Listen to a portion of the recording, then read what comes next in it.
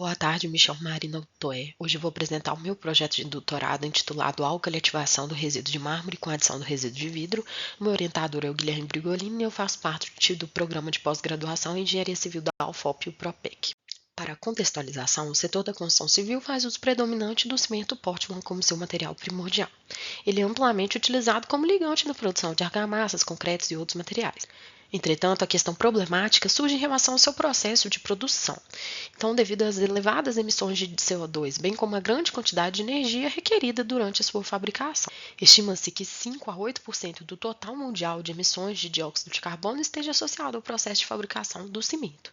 Sendo assim, esse material é classificado como um dos principais impulsionadores da mudança climática global. Verifica-se também um aumento no uso de recursos naturais para suprir as demandas do setor da construção civil, sendo que uma parcela significativa desses recursos é de natureza não renovável.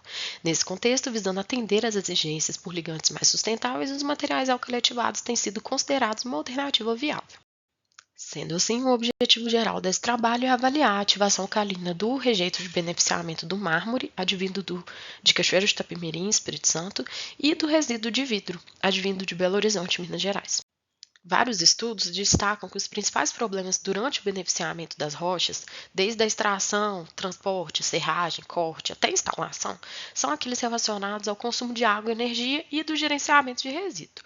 Para tanto, nosso material primordial é o resíduo de mármore, o secundário é o resíduo de vidro e serão utilizadas soluções alcalinas, hidróxido e silicato de sódio.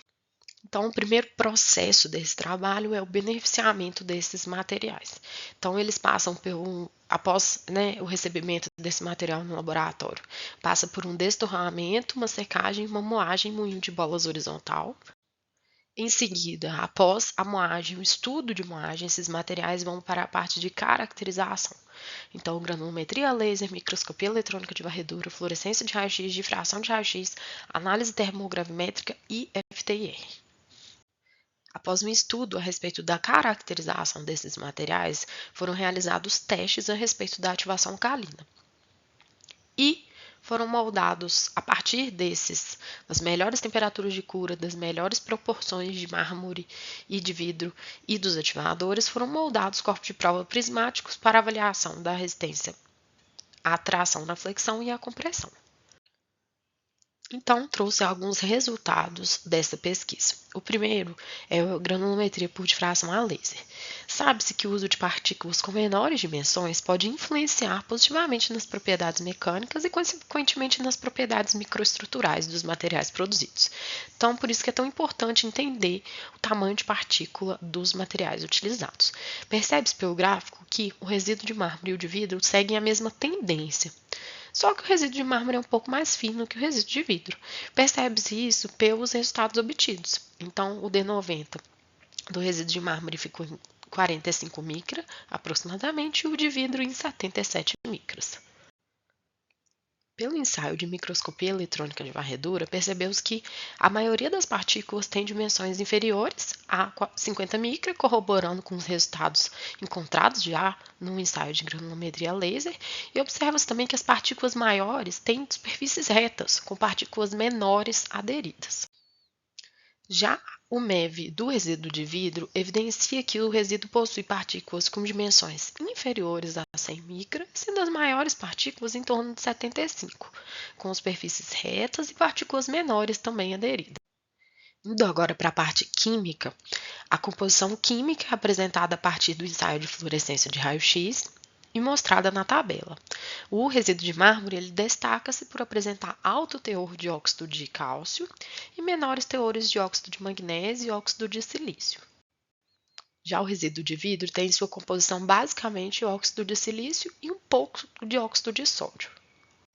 Também são apresentados os resultados de difração de raio-x para o resíduo de mármore, primeiramente, no qual mostra basicamente dolomita e um pouco de calcita. E o resíduo de vidro, que tem predominância de amorficidade, no entanto, tem pequenas porcentagens de fases mineralógicas da calcita e pisonita. A análise termogravimétrica e termodiferencial mostra um pico exotérmico no intervalo entre 600 e 800 graus Celsius, no qual corresponde a uma perda de massa de em torno de 40%, e esse pico é devido à decomposição da dolomita e da calcita em óxido de magnésio e cálcio, liberando dióxido de carbono. Agora, a análise termogravimétrica e termodiferencial do resíduo de vidro. Então, são observados dois intervalos de perda de massa na curva da derivada. O primeiro é referente à perda de massa da amostra e da desidratação da pirçonita, em torno de 175 graus Celsius ali. Essa desidratação converte esse carbonato em carbonato duplo. E o segundo intervalo é a decomposição da calcita. Como já dito anteriormente, foram realizados testes variando os teores de mármore, vidro e dos ativadores. Percebeu-se que testes sem ativador não teve endurecimento. Testes com hidróxido de sódio não têm resistência quando imersos em água. E testes com silicato de sódio não teve um endurecimento. A partir desses testes também concluiu-se que misturas com resíduo de mármore ativadas com teores mais baixos de hidróxido de sódio precisam de cura térmica para o seu endurecimento. Trouxe alguns resultados de resistência à tração na flexão e de resistência à compressão para análise. Variando o teor de mármore, hidróxido e silicato, percebeu-se que resistência à tração na flexão variava entre 5 e 7 MPa e resistência à compressão entre 8 e 10 MPa. Essas matrizes tiveram endurecimento com até 48 horas. Espera-se então que sejam obtidos intervalos ótimos de teores de resíduo de mármore e vidro por ativação alcalina utilizando hidróxido e silicato de sódio como ativadores.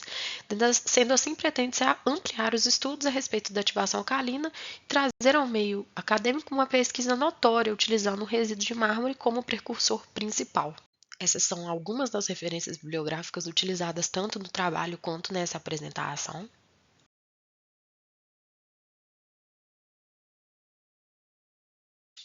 Agradeço ao FOPR primeiramente, ao grupo de pesquisa Ative e Reciclos e à CAPES. Muito obrigada.